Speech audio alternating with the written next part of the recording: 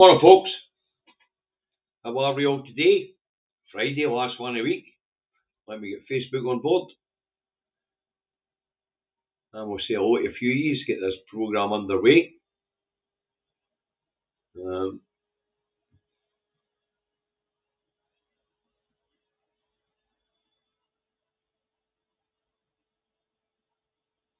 Okay, let's get sorted.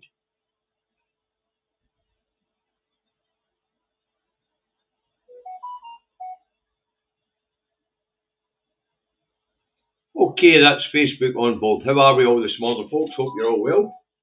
I need to try and keep calm this morning because I've got a sleeping Charlie cat on my lap. So we'll need to try and stay calm. Good morning, Melanie. First one in for Facebook. Hi, Avril. Hi, Lorna. Hi, Ange. Who else we got? Numbers are climbing nicely. Good morning, Reagan Elite. Enjoyed your show last night. Morning, Stephen. Morning, Eddie. Morning, Neil. Morning, Stephen. Steve. Well, hi, Peter. Oh, back down the way. Moving fast. Good morning, Margaret. Morning, Hammy. Morning, wee bub. Morning, Martin the Hibby. Morning, Kirsty. Morning, James. Right, we're getting there nicely, so let's kick this off, shall we? Andy Truck Davy out the truck, Nat Bowman in his office in Salisbury, North Lanarkshire, where it is overcast, 11 degrees, dry, light breeze, pollen count moderate. There you go. That's what weather's like here in Salisbury, North Lanarkshire. You want to know what the weather's like here? Look out your own bloody window. Okay, first up this morning, we have the Scotsman. We'll stick it up, if we can find it. Here we go. And what's the Scotsman got for us this morning? It's got congestion charge. I'll just put a wee bit. Congestion charge ought to be revisited. Edinburgh Transport Leader says levy should be back on table. And this is the news at Edinburgh City Labour. Edinburgh Council's Labour Transport spokesperson says it's time to revisit the congestion charge for the city 20 years after it was resoundingly battered and dismissed in the council chamber. Now, obviously, 20 years ago, there wasn't as much traffic on the road as what there is now. The byline's a cracker. The byline is a cracker. Head of Teachers Union David Anderson says the far right has arrived in schools via social media, being consumed by the students. Mr. Anderson claims it's leading to harassment, threats, and, of course, physical violence. Now, he wants kids educated to stop the rise of the right. Now, I have no idea the truth of this story or no, because long time since I was at school, but I don't like the sound of it. I don't like the sound of it at all. Next up, we have the scum, and I don't put the scum up, and the scum's got, the sun for people out with Scotland or Liverpool. Anyway, the Sun's got a crime story, and it's Cobb's probe attempted murder. I would bloody well hope so. That's for their paper. Anyway, it says maniacs torched our home, then threw me off a bridge. Mother and daughter 10. That doesn't sound right. Mother and daughter can't be 10. Anyway, mother and daughter 10 in Blaze Terror. This took place, believe it or not, in sleepy Fort William. Now, apparently, this lady, 32, single mother, living in Fort William, had her home torched, and her and her daughter had to flee. And they took up residence they took shelter with a friend. And apparently, the mother of 32, as she was walking home, was snatched and launched off a bridge. Now, doesn't sound like the Fort William I know, and I don't know what the underground or what the underlife in Fort William's like, but sounds pretty serious. Oof. Right, next up we have the Herald. We'll stick it up. What's the Herald got for us today? Ministers come under fire over stance on abortion care. Now, what's this story all about? Well, it's the story of abortion services in England and in Wales and in Scotland. Now, in England and Wales, you can abort a child at up to 24 weeks, and in Scotland, it's 20. Apparently, women who are over 20 weeks pregnant in Scotland are travelling to England for abortion services. Now, it's another thing that I don't really want to get into. Should these things be aligned right across the UK? We have different legal systems, different morals, different culture. This is what we'd call eradicating Scotland, when everything's got to be aligned. Now, the whole point of devolution, but never mind devolution, let's go back all the way through our history. Even the Treaty of Union, where our laws were protected. Never the legal system shall meet, and they shall be of equals. That's being encroached on, folks. So, apparently, Jenny Minto is getting earache over the differences. Apparently, we should be aligned.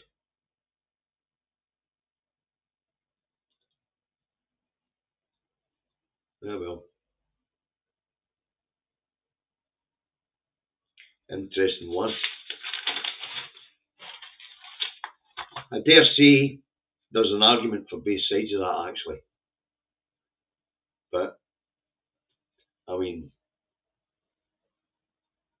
I don't know morally or ethically what the difference is between 20 and 24 weeks. I really don't. It's not an area I know anything about. Okay, let's move on. Next up, we have a Daily Fail. What's it got for us today? Well, according to the Daily Fail, NHS fat jabs at the pharmacies. Patients to get weight loss drug on prescription from chemist without seeing doctor and plan to tackle obesity. Now, let me correct that headline, shall I? UK government to kill more people as streeting turns UK population into lab rats. The notion that they're going to give anybody medication, which should be prescription, without seeing the doctor, shows how little they care about your health care and how much they care about Big Pharma giving them money to treat the UK population as lab rats. Oh, I can see the death toll climbing. We're still in austerity. So far, we must be up at 450,000 people austerity's killed. Now they want to turn the place into a lab and use us as rats. Unbelievable. But it does remind me to say something that I didn't say at the start of the programme, and that is next Tuesday there won't be a newspaper review because I am off to hospital. I was told that this was going to take 16 weeks, this appointment, to come through. It's only been a few, maybe 6 at the most. Hey-oh. Anyway, let's move on to the other right-wing knuckle-dragging rag. And what's it got for us this morning? The Daily Express, the paper printed for those who've only just grasped the concept of reading at a rudimentary standard. Anyway, Express campaign wins veterans free travel for memorial trips overseas. Our heroes can honour fallen friends. That'd have been an easy campaign to win. There's no many of them left. This is Second World War veterans that have taken travel warrants to travel in Europe to honour friends. I say there's no many of them left. Sort of thing that should have been done a wee bit earlier, maybe.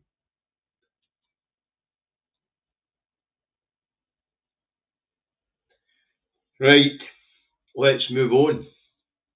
Next up, we have the Times. What's the Times got for us this morning?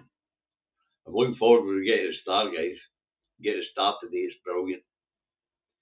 And the Times has Trump axes aide who invited journalists to Earth Chat group.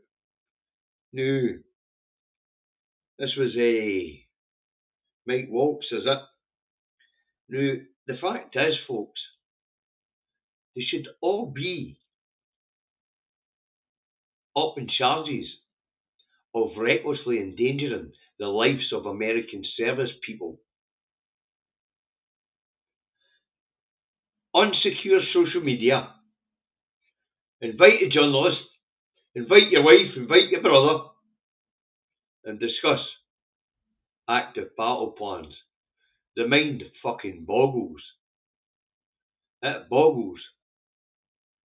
They shouldn't just be sacked or shuffled to another position. They should be jailed. Oofed. And the main headline, banks forecast fastest fall in interest rates since 2009. Now let me translate that for you all. Remember what happened in 2008, by the way, the banking crash. But let me translate that for you.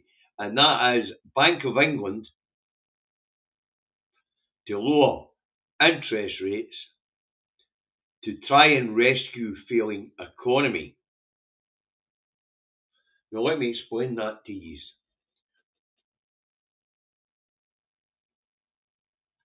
As I keep saying, this is a market economy.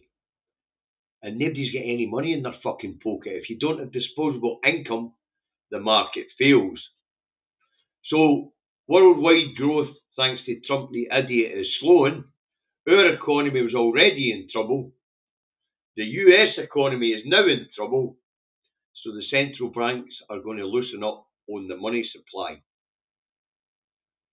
That means interest rates are going to come down, and the availability of money in the form of loans, mortgages, and that sort of thing is going to become easier again, as it was right after the banking crash. These economic bubbles are getting shorter, folks. Don't know how much longer it can be sustained, but it is a move in the right direction. Now just tax the fucking rich, replenish the public coffers, fund public fucking services. But the reason that the banks are predicting interest rates coming down is because this economy is on its arse. Trump and his tariffs have slowed the world economy, upset the supply chains, and if they don't loosen up in the money supply, then our economies are going to fail. But I say there is an upside to that, unless you're really rich. Property prices will come down. People have more cash to spend into the market, and loans will be available again. And that will also include industry, so there could well be some investment. Will it work? I don't know. We had a wee boom after the banking crash, but it hasn't lasted long, folks. The bust started before the pandemic. So what we're talking about 8 years on, when the bust started.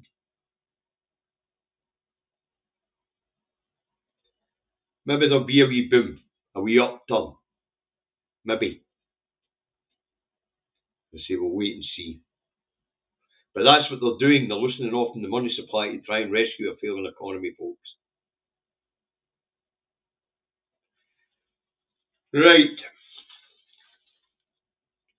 Next up with the Telegraph. Oh, pretty serious today. Right, what's the Telegraph? Oh, that's the Times again, sorry. I'll stop sharing that. We'll get the Telegraph up. I do apologise. Being also professional today. And the Telegraph also goes on the story that chemists to give out weight loss injection, as I say, as the UK government, who have been paid money by Big Pharma to allow them to use the UK population as lab rats, expect a death toll to climb.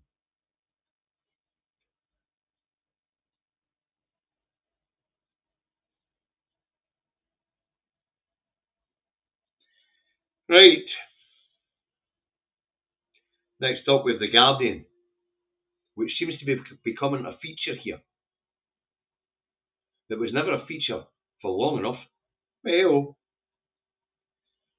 what's it got for us? Revealed, British banks put 75 billion into firms behind carbon bomb. Now, I'll translate that headline for you. Banks invest in killing off your grandchildren. What's this story about? Well, as we know, the big energy companies are pulling back for green energy. Well, it appears the banks have thrown 75 billion into coal, oil and gas. I guess there isn't a charge for net zero to save the planet.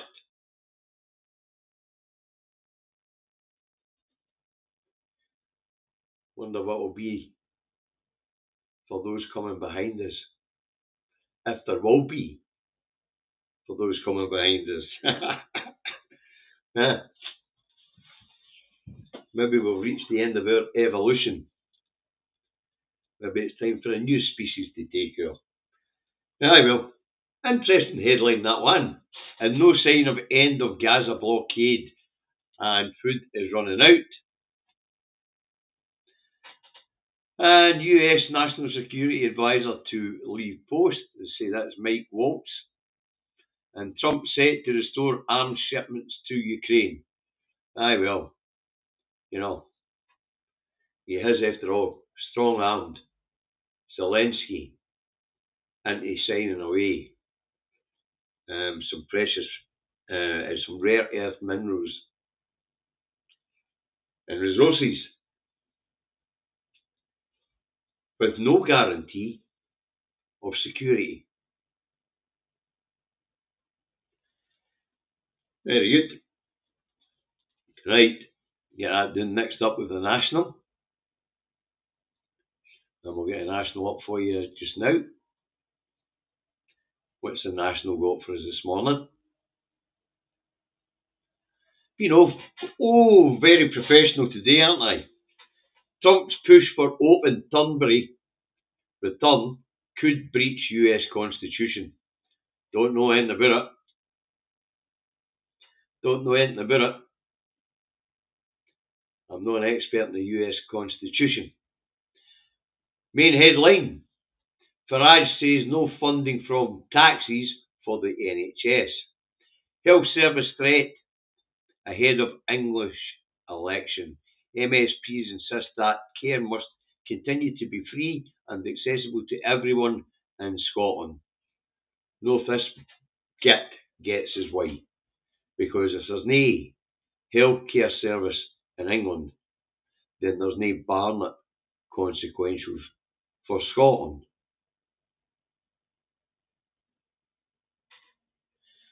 And reform UK's leaders' plans would cost lives. Of course it would. We're all aware of the healthcare system in America. Where getting injured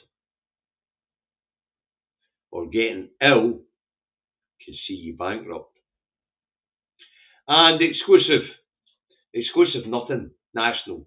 Milligan and I told you this yesterday. Poll claiming that half of SNP members support nuclear energy labelled as PR trick. Well, actually, you can't even get that right, National, because it's no SNP members, because we're all fully behind the ban on nuclear. It's SNP voters. I was very careful to stress that yesterday when we were talking about the poll, because the poll doesn't say members, it says supporters. And as we spoke about, the subset was pretty well wacky. You can find the subset yourself on opinion. Okay, that was the polling company. Right, Dunbury National. This one's fun, folks. This one's really fun. This is more of Labour trying to reform, out Farage. This one's a cracker, and I mean a cracker. According to the UK care workers visa crackdown as Labour tries to stop vanishing migration scam. Now, according to the story, as I understand it, people are coming here on a care worker's visa and then disappearing into the ether like a puff of smoke. Why would you do that when you're already the right to work here? Why would you do that when you've got a visa? And, as I say, the right to work. Why would you disappear into the fucking ether? This is just Labour trying to out Farage. It's time they bloody well stopped pandering to the Muppet and started telling people what he is. He's a snake oil salesman.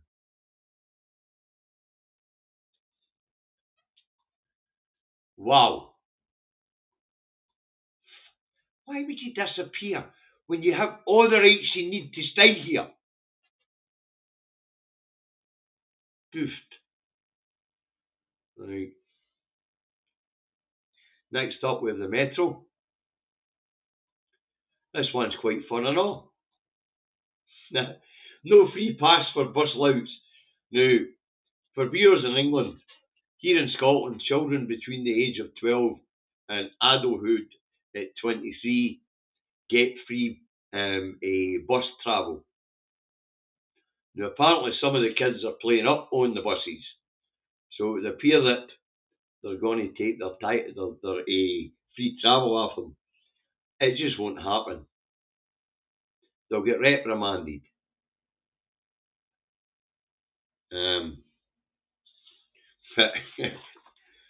It's no, if people are misusing the service, then of course suspend their ticket pending investigation and due process. Of course. Right, so that's a Metro for you. But I don't believe for 1 second that our little darlings are playing up on the buses. Don't believe it. Next up's the Rancid, and I don't put the Rancid up, folks, as you know. Now, the Rancid hit goes on a sports story, exclusive interview with Duncan Ferguson. Headline: I'm no hard man. We know, Duncan, you were a football player, a fucking dirty one. But you managed to do no bad into it, son, so we'll leave it at that. We'll not talk about the head-button incident, mate. Alright? Or the jail term that went with it. But we know you're not a hard man. You're a psycho, but not a very hard one. Right? Now, this one, folks, this one is a topper. This one is what we put the star up for. I love this one. It's got me a big smile on my face today. Unfortunately, Alistair, there's no boffins, but hey, this one's a cracker. Oh, I love this. This is brilliant. Bigfoot meets Big Mouth, the beast of Balmoral. Now, apparently, the reason why Prince Philip would put his foot in his mouth every time he opened his big gob was because he met Bigfoot at Balmoral, according to this paper. And as you can see, just standing on the hedge, as Philip is looking pretty creepy, looking near the hedge, is Bigfoot. Now, I don't know if a Highland Yeti would reveal itself to Philip, but if he did, I hope he was wearing his Highland regalia, because he looks a right fucking mess in a pair of jeans and a t-shirt. But hey ho, that's a brilliant headline. I love that. Yeah.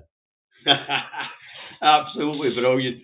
Prince Philip, the reason why he was a big mouth, bigoted, racist old git was because he'd met Bigfoot at Balmoral. He could have brilliant. That's what the star's for. As I say, that is what the star is for. That is brilliant. Yep. I maybe even run out and buy that rag and frame that on. As I say, but I do hope he was wearing his Highland regalia, because the Highland Yeti looks a mess in a pair of jeans and a t-shirt, I can assure you. Brilliant. Absolutely great way to end the week, folks. Absolutely brilliant way to end the week. I want to thank you all for joining me today. And a really big number, actually. But that put a smile on my face. That's the way to end the week. Right, as I say, normal service on Monday, but Tuesday I've got a medical appointment at 9:45 in the morning at a University Hospital, Wishaw. So there'll be no broadcast Tuesday morning, folks. Okay. Listen, have a great weekend. After that headline today, I'm going to have a raw weekend. Now, folks, Independence March tomorrow in Glasgow. I think it's 11 o'clock set off from the usual spot at Kelvin Grove. See you there. Let's hope it's a good turnout. Have a nice weekend. Bye for now.